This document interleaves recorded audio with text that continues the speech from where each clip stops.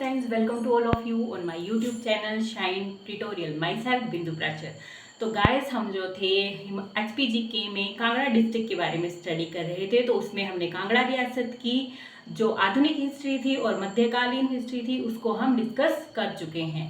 आज जो है हम गुलेर रियासत के बारे में डिस्कस करेंगे। ठीक है, तो इसमें हमने पहले भी डिस्कस किया था जब हमने कांगड़ा की हिस्ट्री पढ़ी थी। तो उसमें तो गुलेर रियासत की जो थी शुरुआत हुई थी दो भाइयों से। दो भाई थे जो कांगड़ा रियासत के ही थे। ठीक है, कांगड़ा रियासत के राजा थे हरिचंद और उनके छोटे भाई थे करमचंद। ठीक है, हरिचंद जो थे वो आखेट खेलने के लिए यानी शिकार करने के लिए जंगल में गए थे अपने सैनिकों के साथ और वहां गलती से वो कुएं के अंदर गिर गए थे। सैनिकों ने उनको बहुत ढूंढा लेकिन वो नहीं मिले।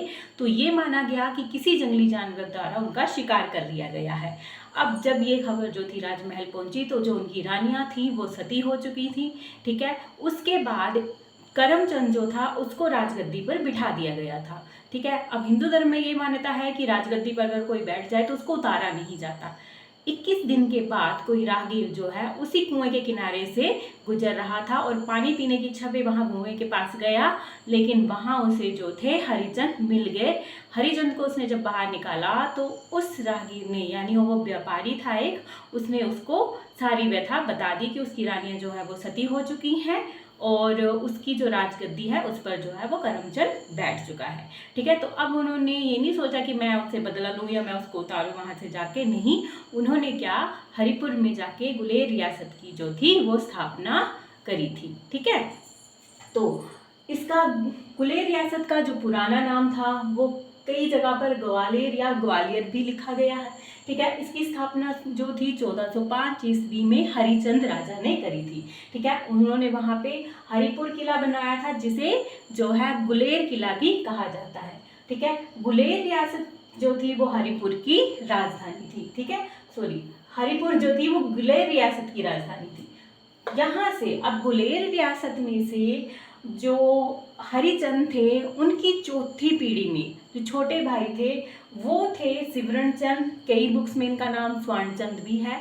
ठीक है, इन्होंने 1450 ईस्वी में जो थी वो सीबा रियासत की स्थापना करी। ठीक है, किसकी करी थी? सीबा रियासत। ठीक है, तो कांगड़ा से अलग होने वाली ये दूसरी रियासत हुई। ठीक है, अब क्योंकि जो इसकी स्थापना करी थी वो सिवरणचंद ने करी थी, उन्होंने ब्यास नदी के किनारे जो था वो सीबा रियासत को बसाया था। तो वहां पे रहने वाले लोगों को जो था वो सिपहिया कहा जाता था। आज के टाइम पे जो मोस्टली सिपहिया है, ठीक है, क्योंकि सिपहिया से ही सिपहिया बना था, तो वो मोस्टली जो है वो स्वर्णचंद के इसी में आते हैं। ओके, जो है हरिचंद के बाद कोई खास राजाओं का वर्णन नहीं है, यानी कि उनके राज्य में जो थी वो छुटपुट घटनाएं ही होती रही हैं, लड़ाई झगड़े आपस में ही उनकी होती रही। उसके बाद जो राजा का नाम आता है वो है रामचंद, जिन्होंने 1540 ईस्वी में जो था वो राजगद्दी पर बैठे थे। ठीक है, और हरिचंद के बाद वो 15वें शासक थे। ठीक है, इन्होंने क्या किया था, कांगड़ा के राजा जयचंद को मुगलों से पकड़वाने में सहायता करी और ये अकबर के समकालीन राजा रहे हैं। रामचंद के बाद जो दूसरा नाम आता है वो आता है जगदीश चंद का, जो कि रामचंद के ही पुत्र थे। अब देखिए, रामचंद ने जो था वो जयचंद को पकड़ाने में मुगलों की जो थी वो सहायता करी थी। तो जब उसके पुत्र जो था बिधिचंद था, ठीक है, जब अकबर ने उसके खिलाफ जो था वो विद्रोह, सॉरी, अकबर ने उसके खिलाफ जो सेना भेजी थी कांगड़ा किला पे, ठीक है, तो बिधिचंद ने जब विद्रोह किया था उसका, तो उस क्योंकि अब रामचंद ने ही जो था उसके पिता को पकड़वाया था, तो जगदीश चंद ने उस विद्रोह में कोई उनका जो है साथ नहीं दिया था, क्योंकि गुलेर रियासत के अंदर ऐसा कोई वर्णन नहीं मिलता कि उन्होंने मुगलों के खिलाफ कोई भी जो था विरोध प्रदर्शन किया हो, क्योंकि ये जो थे मुगलों के बिल्कुल जिसको बोलते हैं विश्वास पात्र रहे हैं। ठीक है, इन्होंने मुगलों का साथ ही दिया है। ठीक है, तो गुलेर रियासत के अंदर ऐसा कोई इतिहास नहीं है जिसमें ये बताया गया हो कि कांगड़ा किला पर जब आक्रमण हुआ है तो इन्होंने कहीं वहां पे उस विद्रोह में साथ दिया। ठीक है, जब मुगलों ने किले पर आक्रमण, कांगड़ा किले पर आक्रमण किया था तो उसको कब्जा करने के लिए रूपचंद ने जो था उसकी सहायता करी थी। ठीक है, तो उस टाइम पे जहांगीर जो राजा था, क्योंकि ये जहांगीर का समकालीन राजा है रूपचंद, ठीक है, 1610 ईस्वी से 1635 ईस्वी तक जो था ये राजा रहा था। तो जहांगीर ने इसको जो है बहादुर की उपाधि दी, ठीक है, बहादुर की उपाधि से दी गई थी, ठीक है। उसके बाद जो था नेक्स्ट मानसिंह आया 1635 से, ठीक है, 61 ईस्वी तक। तो शाहजहां ने इसे जो है वो शेर अफगान की उपाधि दी थी। मोस्टली यानी गुलेर के राजा थे, वो मुगलों के विश्वास पात्र रहे हैं, ठीक है, यानी मुगलों का ही साथ इन्होंने दिया है, ठीक है। तो उसके बाद मानसिंह ने जो था मकोट और तारागढ़ के किले पे कब्जा किया था, और वहां पे जो मानगढ़ का किला है इसका निर्माण जो है वो मानसिंह ने करवाया था। 1661 ईस्वी में इसकी मृत्यु हो गई थी, ओके। नेक्स्ट जो है 1675 से 1695 ईस्वी तक जो थे वो राजा रहे राज सिंह। इनका इतिहास में पहला नाम है गुलेर रियासत के अंदर, जिन्होंने मुगल सेना के खिलाफ जो था वो युद्ध किया था, ठीक है।